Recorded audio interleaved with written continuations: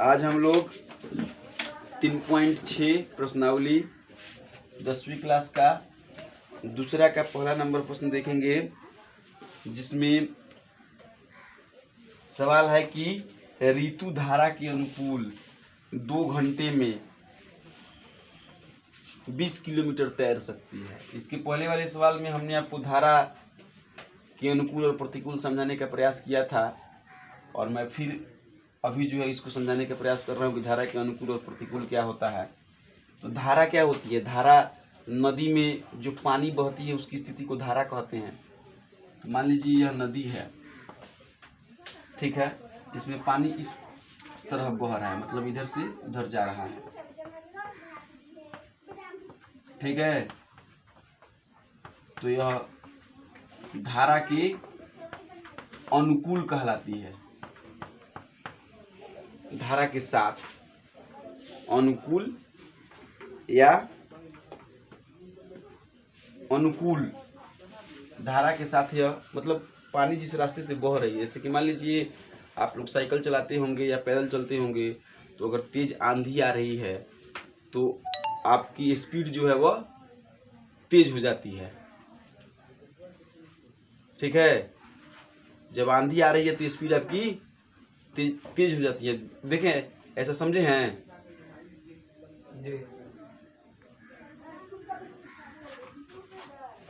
आप समझने का भी प्रयास कीजिए, मैं क्या बोल रहा हूँ पहले समझने का भी प्रयास कीजिए।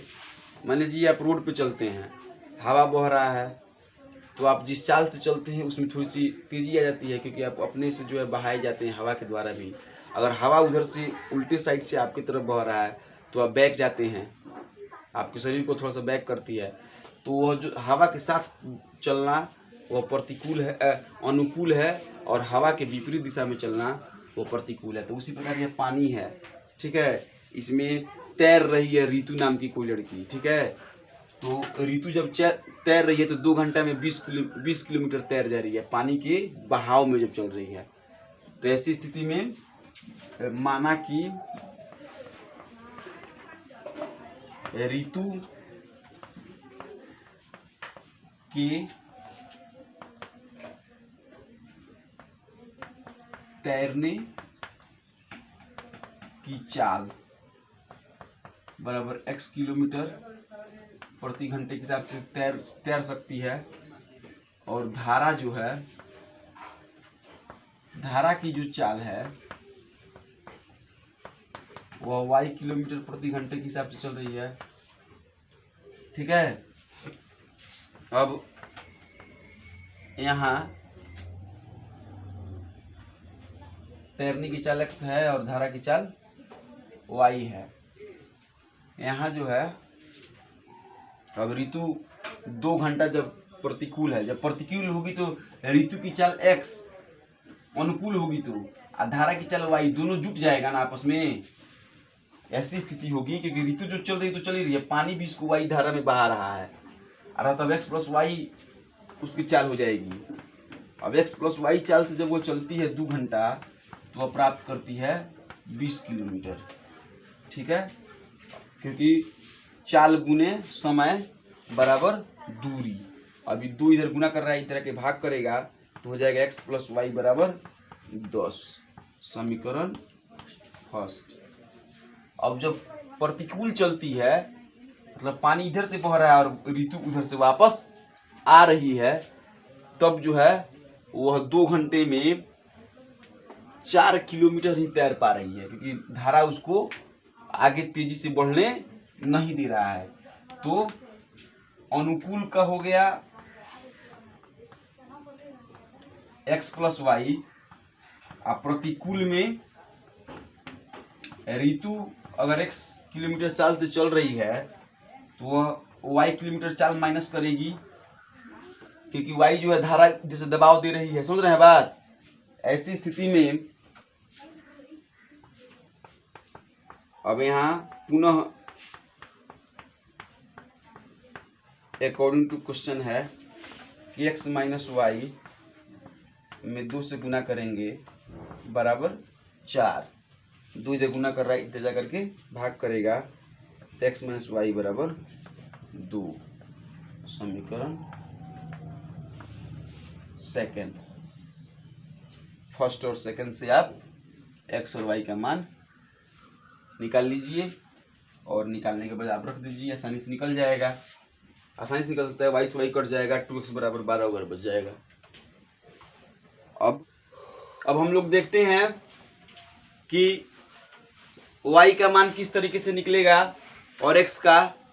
तो यहाँ आप देख रहे हैं x प्लस वाई बराबर 10 और यहाँ आप देख रहे हैं x माइनस वाई बराबर 2। समीकरण फर्स्ट और सेकंड दे दिया गया है।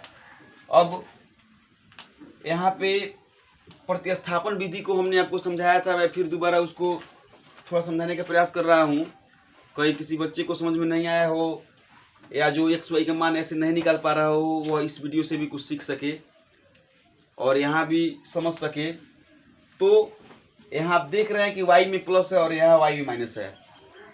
और विलुप्तीकरण विधि, विलोपन विधि एक ऐसी विधि है जिसमें दो चर है। यहाँ पर जब एक कटेगा तो भी दूसरा चर बचेगा और उसी दूसरे चर का मान निकल पाएगा, अर्थात एक चर को विलुप्त किया जाएगा।